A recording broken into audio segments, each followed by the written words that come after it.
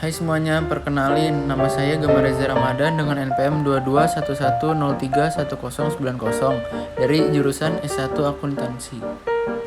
Di sini saya ingin mengulas materi saat PKKMB Unila 2022 Fakultas Ekonomi dan Bisnis dengan tema Ciptakan Mahasiswa Berkarya dan Berinovasi untuk Kampus Merdeka Belajar. PKKMB dilaksanakan dari tanggal 15 Agustus sampai dengan 19 Agustus.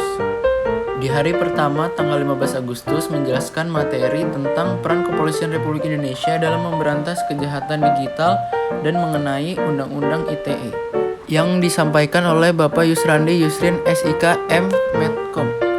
UU ITE adalah sekumpulan data elektronik yang tidak terbatas pada tulisan, gambar, suara, foto elektronik, surat elektronik, kode akses atau simbol yang memiliki arti tertentu. Perbuatan yang dilarang termuat pada pasal 27 sampai dengan 37. Sedangkan ketentuan pidana termuat pada pasal 45 sampai dengan 52 dapat berubah pidana atau penjara. Terkait UU ITE di masa saat ini, contohnya penyebarluasan video asusila, judi online atau slot, pencemaran nama baik, penyebaran berita hoax, penyebaran luasan data pribadi. Contoh pelanggaran hukum di dunia maya seperti pelanggaran hak cipta, penipuan online, pencemaran nama baik. Tips agar terhindar dari jeratan hukum yaitu dengan menyaring konten sebelum di-sharing. Jangan ragu untuk meminta maaf. Tulisan di dunia maya harus didukung oleh bukti yang kuat. Dan materi selanjutnya mengenai pengembangan karakter mahasiswa sebagai intelektual dan anti-bullying yang disampaikan oleh Dr. Susetio Herawati. Perilaku bullying atau perundungan merupakan segala bentuk penindasan atau kekerasan dilakukan dengan sengaja oleh satu orang atau sekelompok orang yang lebih kuat atau berkuasa terhadap orang lain dengan tujuan untuk menyakiti dan dilakukan secara terus-menerus yang sangat tidak patut dicontoh dan sesuatu perilaku yang sangat buruk. Contoh mahasiswa yang berkarakter ada hubungannya dengan seseorang yang memiliki potensi lebih yang muncul dari pikiran dan hati sebagai warga negara yang baik. Hal sederhananya yaitu sebagai mahasiswa yang memiliki semangat demokratis, kita harus berani menyuarakan kritik dan berpikir kritis. Ibu Dr. Susetio Herawati menyampaikan sebuah pesan yaitu, sehebat atau sebagus apapun tempat pendidikan atau kampus, bila di dalam diri kita tidak ada niat untuk maju ke depannya, maka semua itu tidak akan berarti. Dan materi selanjutnya mengenai pengembangan karakter mahasiswa dalam perspektif agama yang disampaikan oleh Dr. Kiai Haji Said Agil Siroj MA.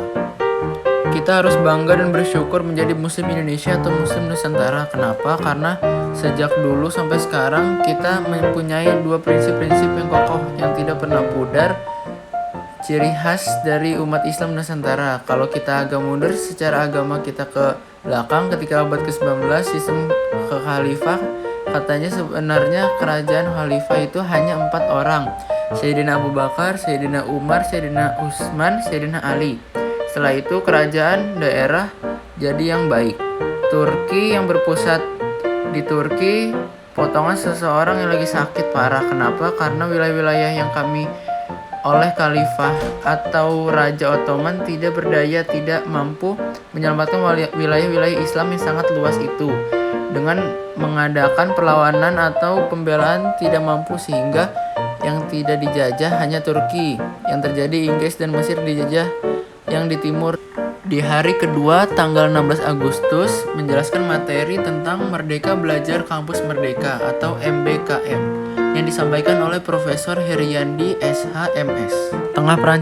Menurut Profesor Heriandi SHMS, pilar visi Indonesia 2045 yaitu 1. Pembangunan manusia serta penguasaan ilmu pengetahuan dan teknologi, menjadi mahasiswa produktif dengan menguasai ilmu pengetahuan dan teknologi sehingga mandiri dalam belajar dan berkarya.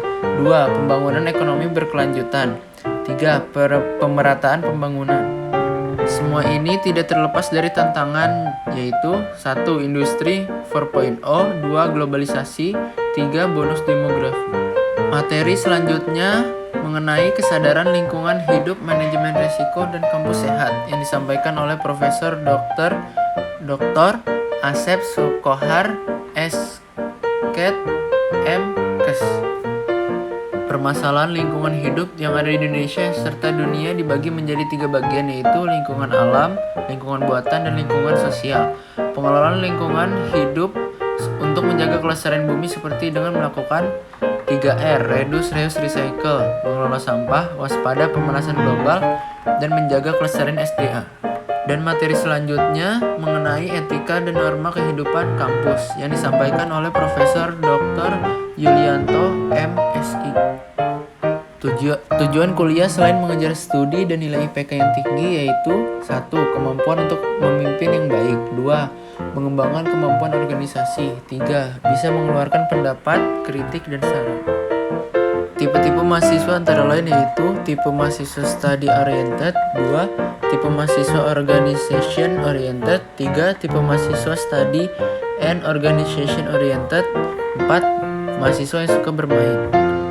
Dan materi selanjutnya yaitu perguruan tinggi di era evolusi industri 4.0 dan kehidupan kampus pada masa pandemik yang disampaikan oleh Profesor Insinyur Suharso, PhD. Pembelajaran daring menjadi tantangan bagi dunia pendidikan dengan situasi Indonesia yang memiliki ribuan pulau. Bagaimana teknologi dapat digunakan untuk akses internet di daerah terpencil, di mana barang elektronik tanpa akses internet tetap barang mewah. Saat ini kita harus kerja keras bagaimana membuat teknologi menjawab permasalahan yang terjadi pada mahasiswa dan pelajar yang kurang beruntung dalam hal ekonomi dan teknologi di daerah terpencil. Peraturan akademik dan plagiarisme. Plagiarisme adalah sama seperti pencurian. Ketika melaksanakan tugas-tugas dan kita menulis dan kalimat isi kita mengambil kata orang lain atau menjiplak, itu sama saja pencurian hasil. Jika tidak sengaja, itu tidak dianggap sebagai penjiplakan. Plagiarisme sama saja artinya mengambil hak orang lain. Saat kita membuat makalah atau skripsi, karya tulis kita membutuhkan bahan. Caranya kita harus mencatat, rajin menyimpulkan ketika dosen memberi materi dan meresapi apa saja pendapat orang lain dan mempersiapkan file terbuka yang tertumpah isinya, materi yang kita catat, dan ada file tertutup yang isinya materi-materi hasil dari pemikiran kita sendiri. Buka wawasan, buka pikiran, perbanyaklah mencari ilmu, dapat melalui buku, internet, web pelajaran, dan lain-lain. Materi selanjutnya yaitu kode etik dan fasilitas mahasiswa yang disampaikan oleh Dr. Agrian Komalasari, SE, MSI, AKT, CA, CMA. Apa saja fasilitas di Fakultas FEB, penjelasan, pembayaran UKT, peraturan tentang administrasi, fasilitas akademik dan non-akademik. Contohnya studio pembelajaran digital, layanan akademik digital, student lodge, lapangan FEB Unila, English area.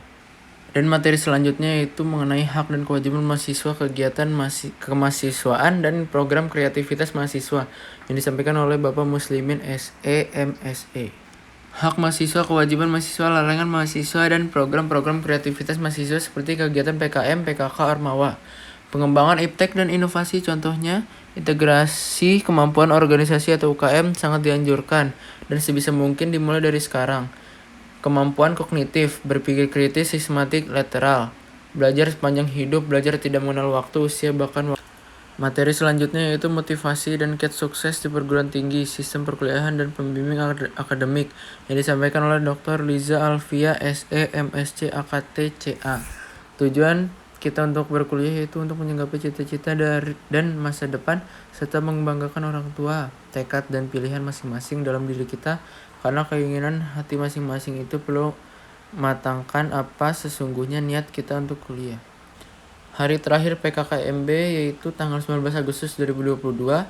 Kegiatan yang dilakukan PKKMB Fakultas hari kedua yaitu Jumat Bersih, jelajah Fakultas FEB, lomba-lomba, pengenalan lembaga kemahasiswaan seperti DPM, BEM, HIMEPA, HMD, Himakta, Pilar, EBEJ, KSPM, IIC, ROIS, dan Mahepel. Investasi adalah aktivitas menempatkan modal baik berupa uang atau aset berharga lainnya ke dalam suatu benda, lembaga, atau suatu pihak dengan harapan pemodal atau investor kelak akan mendapatkan keuntungan setelah kurun waktu tertentu.